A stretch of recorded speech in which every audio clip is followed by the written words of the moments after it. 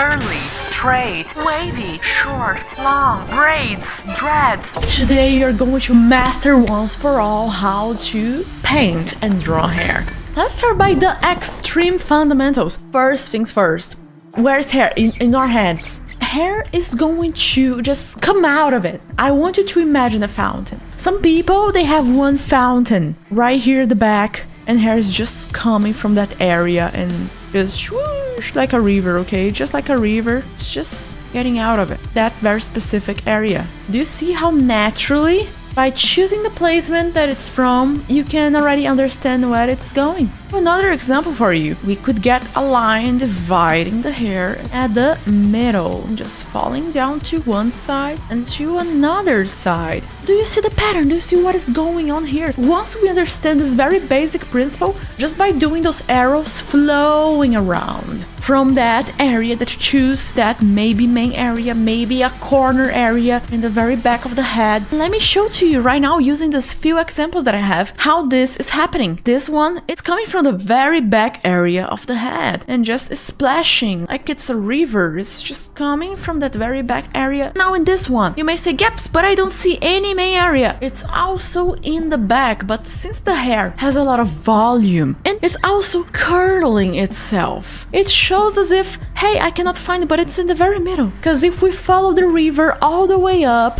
we can see it's all going to one direction. Everything is flowing. And right here in the middle, somewhere in the back, we're gonna have the point. And here, we can see that the longer the hair gets, the harder it is to find that point. In this case, hair is literally just bending at the side of the head. We can notice all the flowing, not from the back, but from the frontal area. Do you know what it means? That all of the hair is going to the back and sideways, not only flowing. Okay, we have some waves. The same way we have curls, we have any waves. I will be talking about how do it work and what movement you should be doing with your hand. But right now, we are first understanding the very basic principle that it's coming from somewhere and it's going somewhere. And our objective is to find where it's coming from, where it's going. It changes completely, as we can see here. In this example, we cannot see the forehead. Why? Because hair is just falling down. And in this one, we can completely see the forehead. Why? Because hair is just going backwards. Now, this one. Also wavy. We can see the division of the hair, which is great. We could go and just separate the hair. But there is some tricks right here. Different from this one, this hair is not a natural wave. We are not going to only focus into where the river is coming from. It's going to have its own steps. It's about creation of patterns. It's on purpose to have a huge wave right here and smaller waves right here, so you don't have little hair strands going out.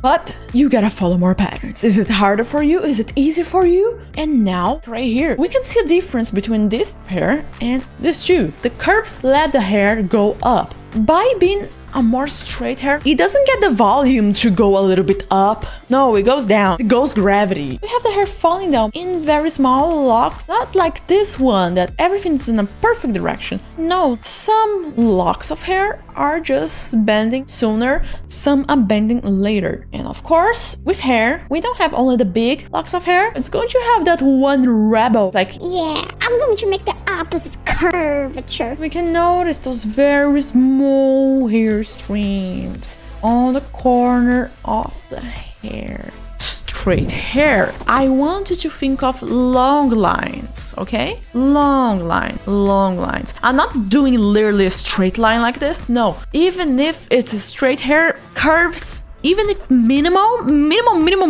they're always there. If it's only one curve, okay? So we do a gentle curve, and of course depends if the hair is falling down to the shoulder and then to another place, or if the head of the character is like going to the side, so the hair is like falling like this. Some hair is kind of straightish, but with some curves. Wavy hair. In this case, how do we do it? I want you to think, if one wave is following it, another one will follow, and a smaller one will follow, and it will keep on following. Pretty much what we would do here, but there are the curls. The curls, okay? In the curls, it's a simple concept. Letter C. Letter C, C, C, C, C. Maybe it's a letter C upside down or vertically inverted, but it's still a letter C. And you can notice that many letter C's, they are just connecting, and you're doing letter C's again and again and again. Maybe a horizontal letter C lying down. Maybe you're doing a vertical letter C, but it's all the letter C doing its work. Letter C repeating itself, and then letter C again, and letter C. At first, we may think to ourselves, whoa, I would never be able to do that. Semi-oval format or letter C,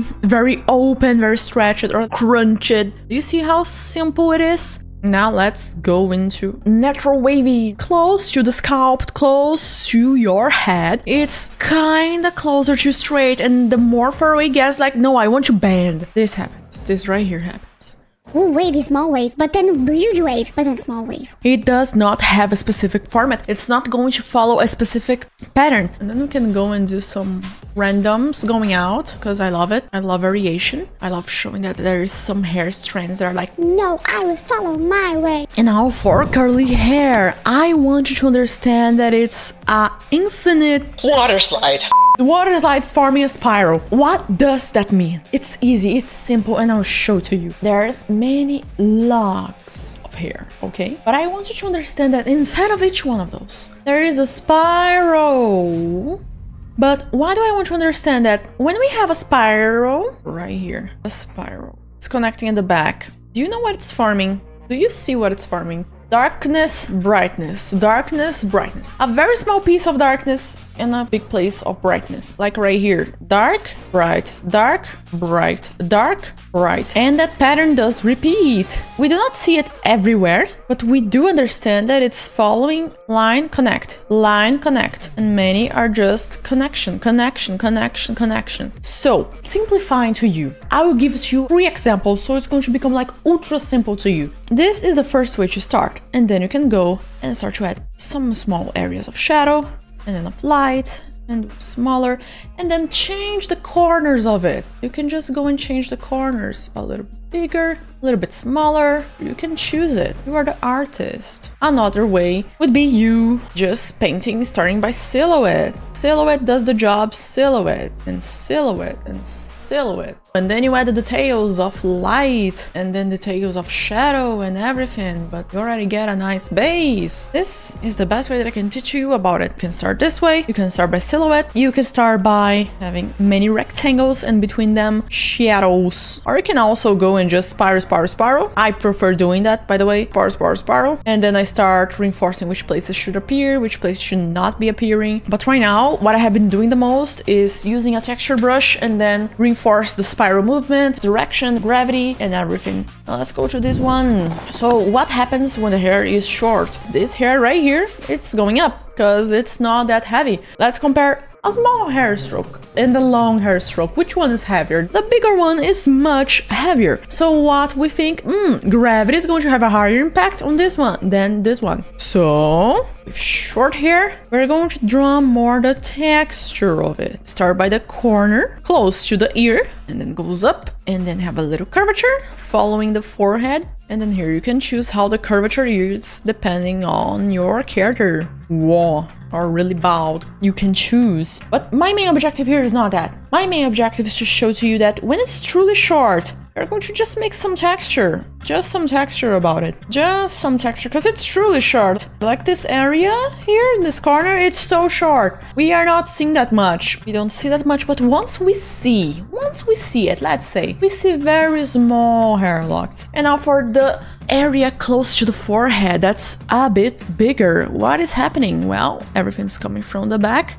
but it's following its own direction and trying to go up, by the way, because it's not that heavy. The main type of stroke, brush stroke that I'm doing is this. Maybe with some curves, but it's this. Going to dreads, braids, which are very simple. We think it's hard because we do not understand the pattern. A pattern that you can draw always and never get lost. How do they work? I do enjoy seeing this one right here as the letter D and letter D, letter D, pretty much that. Or I can show to you the heart shape, which is not very hard.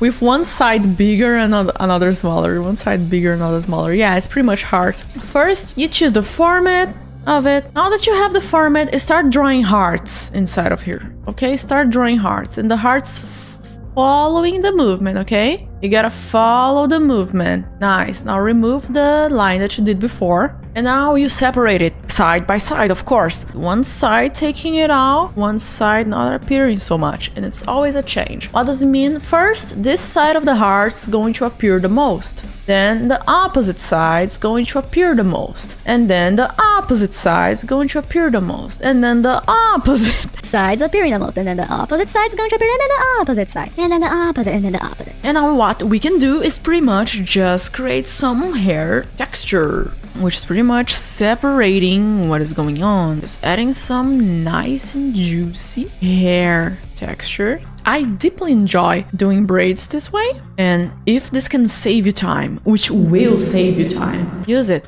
Use it. It's there for you to save your time, okay? It's there for you to save your time. I want you to draw what you want without suffering all the time. Why more suffer? I want you to have fun. And now for dreads. The technique is pretty much the same. What does it change? It changed that it's Much smaller.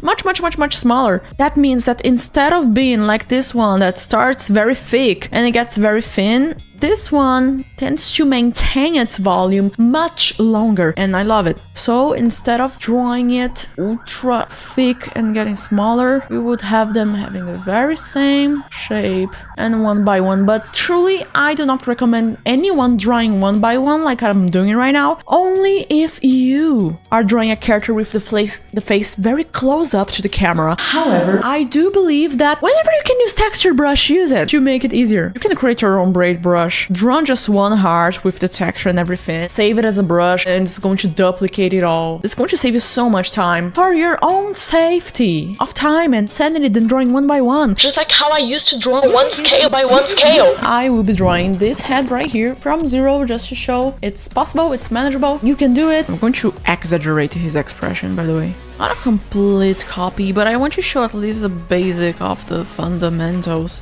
I wanted to do a mix. There's short hair, long hair. I wish I could have middle. I think I can. How would I start making the hair? First, trying to understand where it's coming from. And from what I have in mind right here, it's coming from this area right here, the frontal part of the forehead. First, we understand the whole movement that is going on. We create in our minds, and then we create in reality. This is how it should be looking like. You see the movement? Let's do here some format for the braids. I'm focusing right now into flow. Not being the most correct line, but just flow. I want this to have the right gesture, the right direction. Because if I try to do everything correct at the very start, I'm going to get frustrated. I'm going to self-sabotage. And that's something that many artists gotta be careful, no matter what. So I want you to keep your mind just thinking, let's just try this little thing first. And then let's add another little thing. Little by little, we add. That's how we go even more far away, starting with small things. That's nice. Let's add more shadow around the hair just to show volume. It's on purpose. I want to show volume. I want to show this dude has a ton of hair. We could add some small texture inside of the braids, some little texture. I'm just doing this movement right here. There's no magic secrets that I have not yet explained to you. So you do have the tools in your hand to make it happen. You are capable of doing incredible hair. Never let anyone, not even yourself, tell you that it's not possible. Never, never, never let anyone tell you that. You can do that because you're capable of incredible things. Sometimes we just need one person that believes in us. So I'm telling you, you can go and draw amazing hair, amazing characters, amazing backgrounds, with incredible light, with incredible shadows. You are capable of that. Let yourself take the time that is necessary. Straight lines to show hair. Lines to determine, hey, this is hair. This is not just the head, it's hair. And some longer lines to show, hey, we have a beard right here. More shadows, shadows, shadows.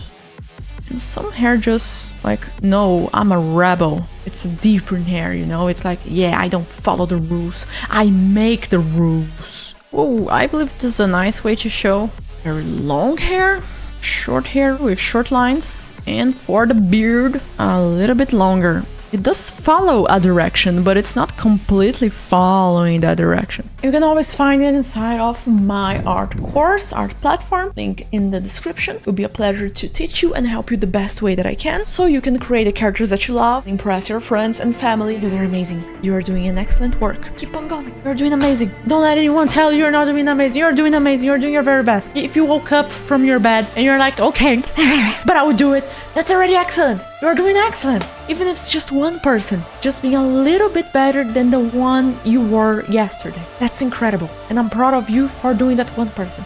All the love, all the peace. See you in the next one.